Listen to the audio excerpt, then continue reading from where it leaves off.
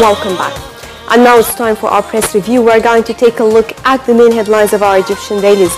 First, allow me to welcome our guest for today, Dr. Yomman, Hammaki, Professor of Economics at Ain Shams University. Doctor, good morning. Good morning, Nashma. Well, let me start by taking a look at the banner of الأهم newspaper. President Abdel Fattah al-Sisi received Abu Dhabi's Crown Prince Sheikh Mohammed bin Zayed, who arrived in Cairo Wednesday for a short visit. Al-Sisi received the Crown Prince and his delegation at Cairo International Airport. The two leaders discussed several issues of mutual interest. This is the second visit to Cairo by the United Arab Emirates Prince in as many months. During the last visit, the Crown Prince of the United Arab Emirates, one of Egypt's foremost supporters, pledged $4 billion to Egypt, half as a deposit in the central bank and the other half in investments in developmental projects, according to Emirati media. Doctor, definitely this is an important visit, and United Arab Emirates, just as mentioned right now, our supporter again in the region. You know, United Arab Emirates, Saudi Arabia and Kuwait, they are main partners to Egypt, and specifically United Arab Emirates. And I believe that this is the second visit in a very short period, aiming at enhancing, all types of relations, economic, political, and coordinating our efforts towards the main challenges addressing, Arab countries specifically. And as you see, Nashwa, there is a lot of challenges addressing the Middle East, and from here it comes the importance of coordinating and harmonizing efforts. And another point is, has been mentioned, is that, there is a problem regarding the shortage of foreign currency for Egypt, and for the last, during the revolution, these three Arab countries offered Egypt approximately $25 billion in order to alleviate, the strengthening of the problem of hard currency and its effect on the exchange rate, taking into consideration that there has been by Standard & Poor's downgrading the position of Egypt economically.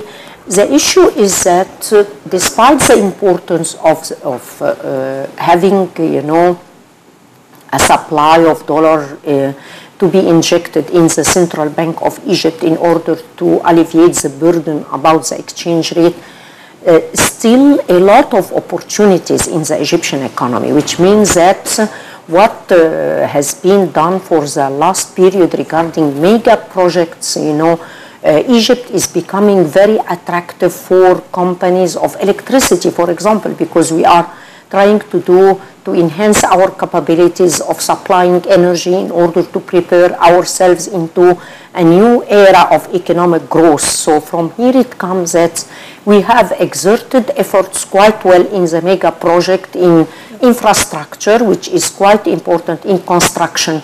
Still, what we need to do in the short run is production, is to enhance all capabilities of production towards enhancing exports or in import substitution.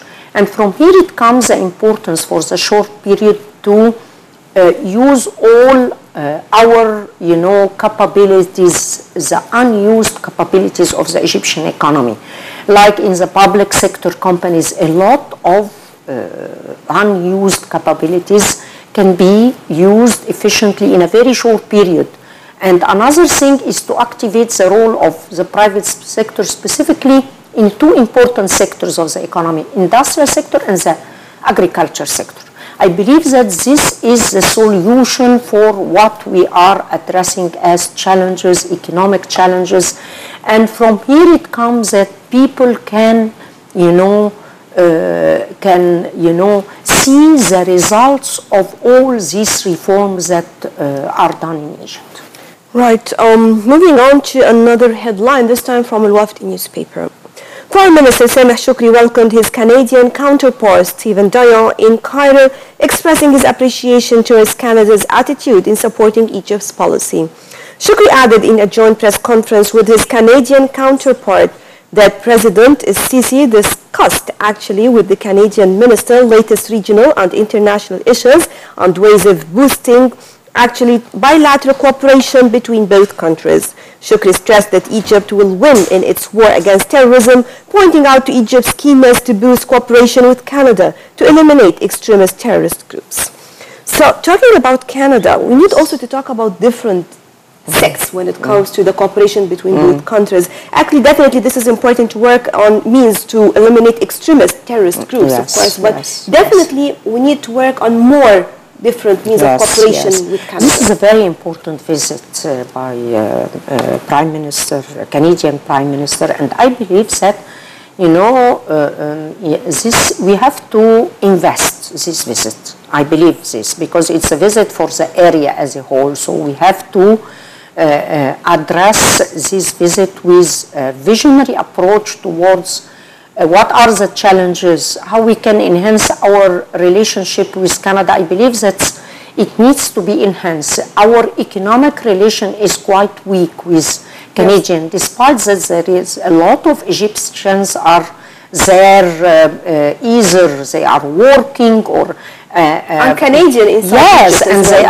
and Canadian at Egypt. You know, I met during a visit to Canada, you know, professors in universities that are Egyptians. They are deans. They are they have very good representable positions in Canada, which means that, you know, the relation between Egypt and Canada still need to be more enhanced, and we have to invest on it. So this is an important visit, but I hope that it's not just ended by protocols, you know, actions, but it should be extended towards how we can enhance economic relations, cultural, specifically addressing extremists, because, you know, in the countries like Canada, in which the freedom of expression and, you know, and open systems, political systems, there is always tendency towards extremists to be that or to direct their activities from there. So in order to address this problem and challenge, I think there is a lot of work to be done. The first step to start working along with Canada. Right, moving on to أخبار اليوم to take a look at another headline. Egypt Air chairman said on Wednesday that Egypt is taking on two companies, one French and the other Italian, to help search for the black boxes of the Egypt Air plane that crashed in the Mediterranean. And actually, Egypt Air chairman Safwat Muslims did not name the companies involved, but he told a news conference they were able to search at a depth of 3,000 meters till the end. So hopefully we can reach results. This is a very sad, you know, and it's a catastrophe for Egyptians actually. We are all very sad about before we proceed, we have got a report to follow up some more details regarding this crash, and we'll be back. To decode the cause of the Egypt airplane crash in the Mediterranean Sea last week, Egypt has contracted a French and an Italian company to help locate the black boxes of the plane. Egypt Air Flight MS-804 disappeared from radar screens in the early hours of Thursday because before it crashed into the Mediterranean Sea, with all 66 passengers and crew on board presumed dead. Egypt's army said on Friday that air and naval forces have found parts of the debris and some of the passengers' belongings and human remains from north of the coastal city of Alexandria.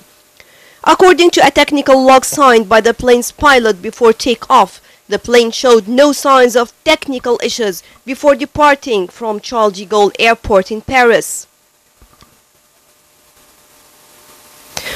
الأهم Arabic News reported that the aircraft technical log had been signed by an Egypt Air inspector at the French airport after he conducted a routine examination.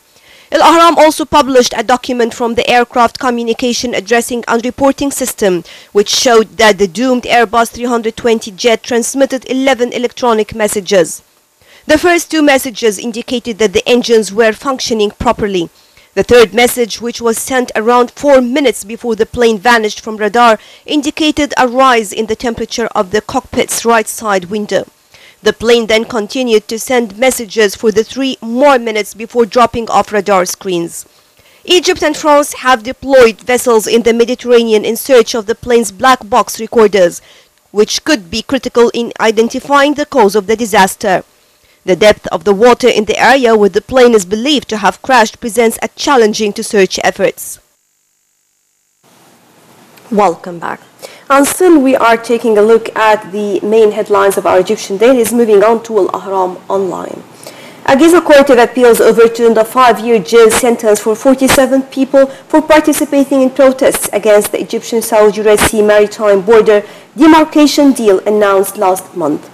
However, the court upheld an 100,000 Egyptian pounds fine for each defendant.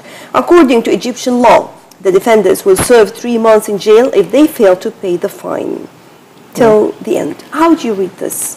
Actually, yes. This is, this is very sad. Why? Because we cannot discuss any judicial decision. That's what I was talking about. But the issue is that, they are taking decision according to Al-Bay and the documents they have.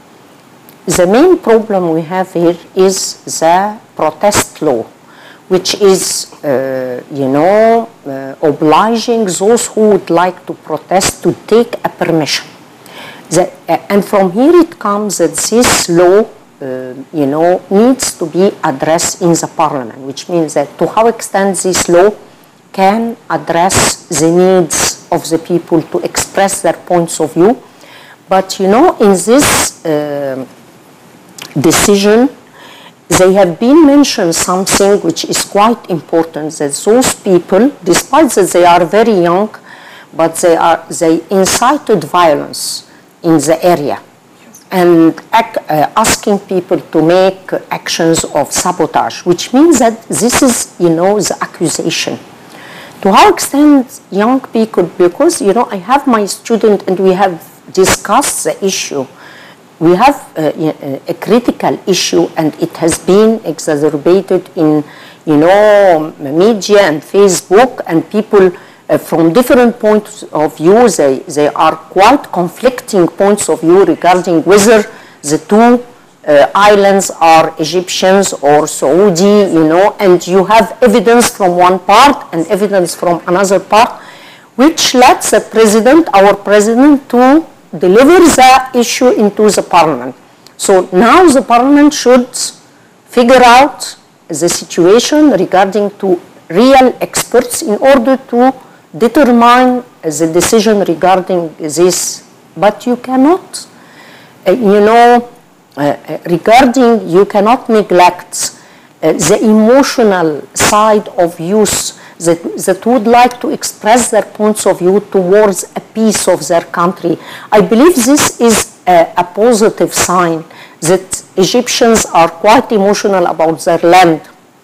They would like to protect their land. It could be taken from this side. So from here it comes that when you address this, because human rights NGOs, they have been talking in the issue, and a lot of media, they discuss the issue, and referring back to the protest law, to how extent protest law is, offering opportunities for everybody, all Egyptians, to express their point of view, and we have freedom of expression. But at the same time, we need stabilization in the country. So how to manage, how to harmonize expressing to people that you have the full right to express your point of view, and at the same time you have to take into consideration that there is a system, there are rules. You cannot incite violence at the same. So here it's the very, distinct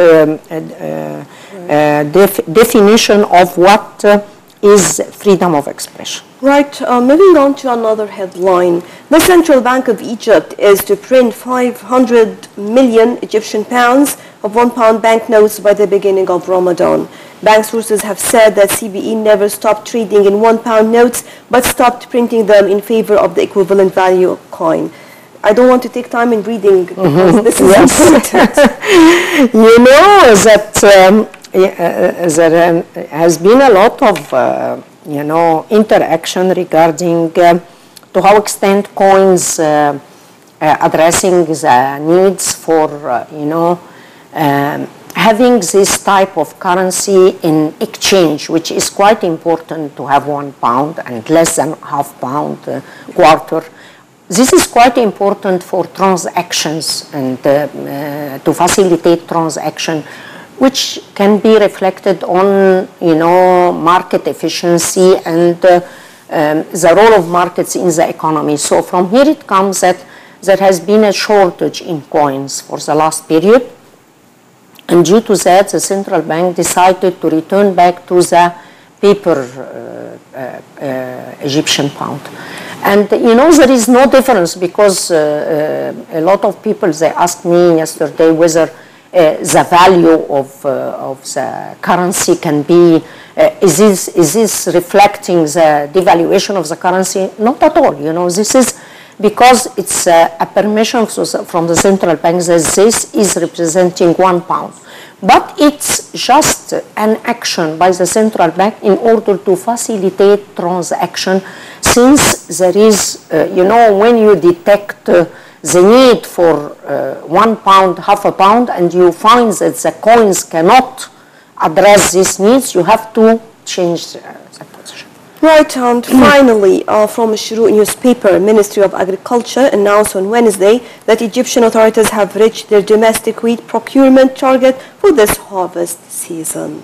How do you read this, Doctor, in less than a minute? You know, this is quite important, because this is, I believe, it's a very important, you know, policy by the government to attract our farmers in order to cultivate wheat, which is representing national security for Egypt, instead of importing, despite that the local wheat is, you know, having, you know, when you import, it's more cheaper to import wheat than to buy it from our local producers.